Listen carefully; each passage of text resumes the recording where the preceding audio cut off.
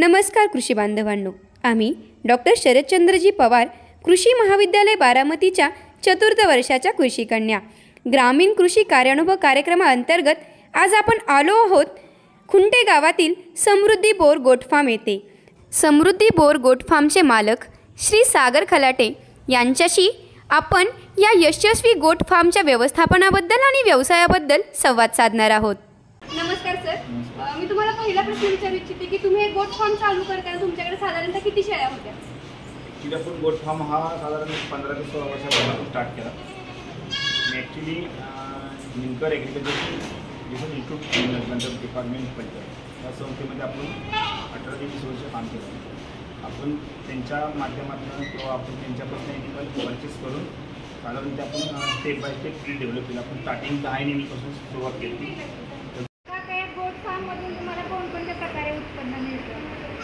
उत्पन्न जर बघायला झालं तर आपण हे ॲनिमल फक्त ब्रीडिंग पर्पजसाठीच विकतो। आपला हा काय बिझनेस कटिंग पर्पज नाही। म्हणजे आपण इथे ॲनिमल आपल्या फार्मवर तयार करतो। छोटी पिल्लं आपण साधारण 25 ते 30 किलो या वजनाची ब्रीडिंगसाठी विकतो। उत्पन्न जर बघायला गेलं तर शेळ्यांच्यापासून तुम्हाला कुठल्या ना कुठल्या रूपात पैसे मिळतात।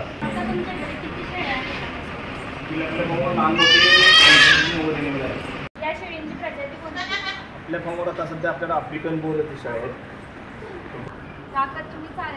चाऱ्याच्या नियोजनमध्ये बघितले गेलं तर आपल्या शेतामध्ये तुम्ही कुठला चारा तयार करू शकता।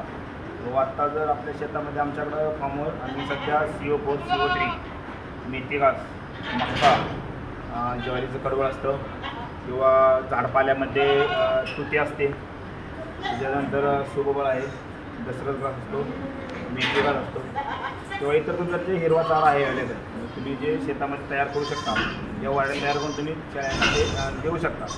देण्याच्या आपण सध्या त्यांना 3 टाईम हिरवा चारा देतो आणि 2 टाईम खुराक देतो। म्हणजे खुराकामध्ये आम्ही सकाळी त्यांना शेंगदाणा पेंड, मक्का, कॅटल पीठ आणि गहू याचं मिश्रण करून पर डेला एका ॲनिमलला 600 ग्रॅम प्रमाणे देतो। म्हणजे 50% 8 वाजता आणि 50% 3:30 वाजता।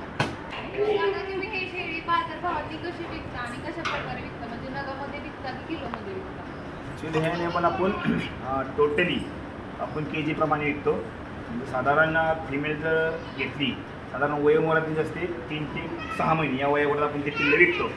साधारण 2 ते 8,000 रुपये पर KG प्रमाणे हे ॲनिमल फक्त ब्रीडिंग पर्पजसाठी जातं। तर तुम्ही म्हणाल तर एवढे रेट कसे काय, हे फक्त प्रोडक्शन वाढवण्यासाठी जातं। बाबा हे ॲनिमलच्या अंगी वजन उत्पादन वाढण्याची क्षमता सगळ्यात चांगली आहे।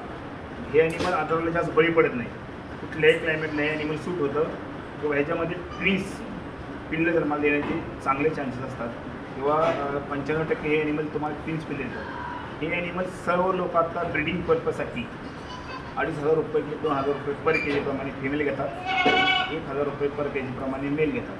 म्हणजे आपण हे ॲनिमल कुठल्याही बाजारपेठेमध्ये विकायला येत नाही किंवा काय ऑनलाईन विक्री आपली ह्या फार्मवरून होते।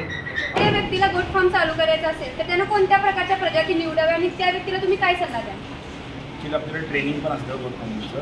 कारण आपण 3 ट्रेनिंग शेळी पालन प्रशिक्षण असतं, त्याच्यामध्ये मॅनेजमेंट कसं करायचं, काय करायचं, ट्रीटमेंट संदर्भात आर्टिफिशियल शेळ्या सिमेंट कसं काढायचं, शेळ्या कशा बनवायच्या याचं आपल्याला ट्रेनिंग पण असतं। त्यानंतर शेळ्या प्रजाती तुम्हाला कुठली निवडायची। आपल्या भागामध्ये आपल्या महाराष्ट्रामध्ये जे आपलं लोकल ब्रीड आहे उस्मानाबाद, हे सुद्धा आपल्या क्लायमेटसाठी सूट झालेलं आहे। आपले ते लोक ते ॲनिमल फक्त मीट पर्पजसाठी काम करतात। तसं पाहायला गेलं शेळ्यांची जाती वेगवेगळ्या आहेत। तुम्ही राजस्थानला गेला किंवा शिरोही, सोजर, जमनापरी, अलवारी, अजमेरी हे ॲनिमल मीट पर्पजसाठी काम करतात। म्हणजे ते ॲनिमल एक मध्ये सांभाळतात, त्यानंतर ते साधारण 75, 60, 80, 90, 100 किलो या वजनाची हेवी ॲनिमल करून ते कुर्बानीसाठी साधारण 50,000, 60,000 या नगाप्रमाणे सुद्धा विकतात। धन्यवाद सर, आपण धन्यवाद।